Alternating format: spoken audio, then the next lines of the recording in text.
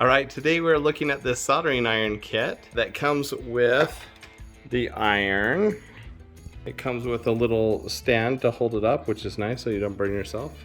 It's got the different tips come with it, and it comes with some coil, which is really nice too.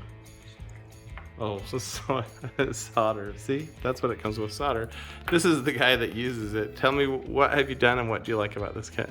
So far I've just used it to disassemble a few things, but it heats up a lot faster than my last soldering iron.